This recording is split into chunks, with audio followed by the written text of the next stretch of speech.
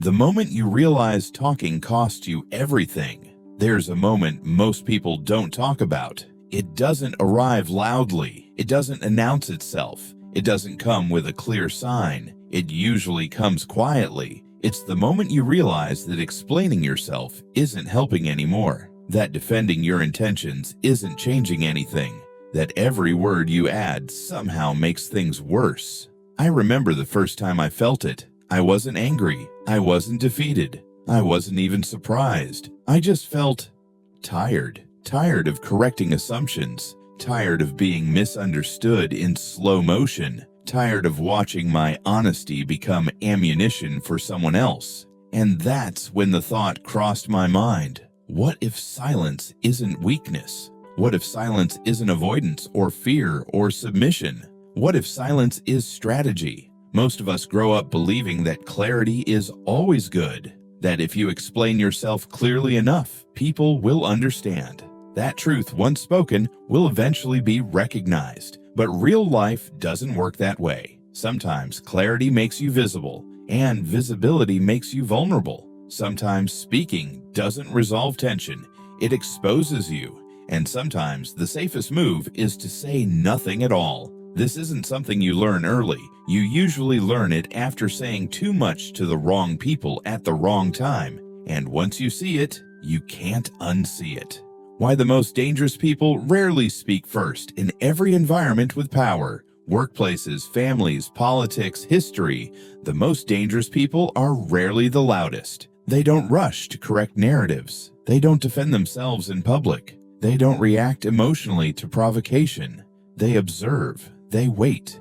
They let other people reveal themselves. There's a reason for this. Speaking locks you into a position. Silence keeps all options open. When you speak, you give people something to quote, to twist, to use against you later. When you stay silent, people project onto you. They assume. They speculate. They expose their intentions. Silence forces the room to talk for you. And the longer you stay quiet, the clearer everyone else becomes.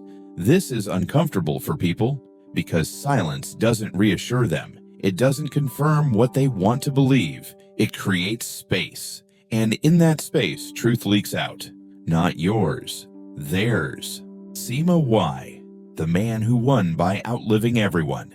If you want to understand this idea fully, there's no better example than Sima Yi. In Western terms, he wasn't the hero. He wasn't the genius celebrated in his lifetime. He wasn't the name people admired. He was the man who survived. While others chased glory, he studied patience. While others made bold moves, he learned restraint. While brilliant minds like Zhuge Liang burned bright and fast, Sima Yi stayed in the shadows.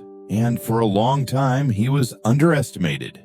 That wasn't an accident. He allowed himself to be seen as cautious, even dull, even harmless, because in the world he lived in, being impressive was dangerous. Talent attracted attention. Attention attracted suspicion. Suspicion attracted elimination. Sima Yi understood something most people don't. You don't need to win every battle. You just need to survive the game. So he stayed quiet. He endured humiliation. He accepted being overlooked. And while others exhausted themselves fighting openly, he conserved energy. He watched power shift. He waited for the right moment. By the time the dust settled, everyone who stood in his way was gone. Not because he was louder, not because he was bolder, but because he was still there when no one else was. Silence didn't make him weak. Silence made him inevitable. The pain of clarity and the safety of restraint.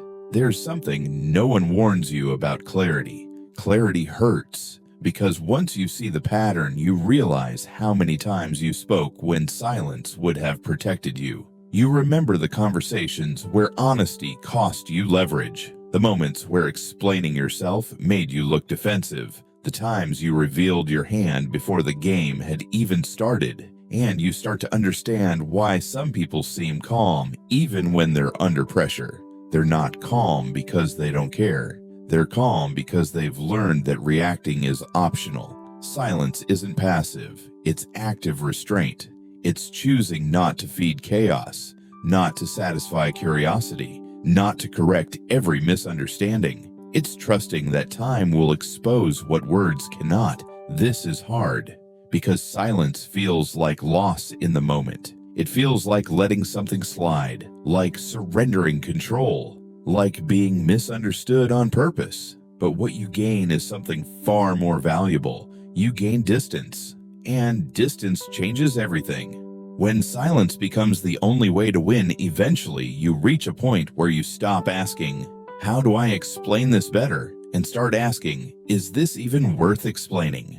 You realize that not every situation deserves your voice. Not every misunderstanding needs correction. Not every challenge requires a response. Some victories happen quietly. They happen when you don't react, when you don't defend, when you don't rush. They happen when you let people show you exactly who they are without interruption. Silence becomes a filter. Those who matter will lean in. Those who don't will expose themselves. And slowly, without drama, you win by staying intact, by staying patient, by staying alive in the game. This channel is for people who think deeply and don't talk much about it. If you're someone who's learning that silence isn't weakness, you're in the right place.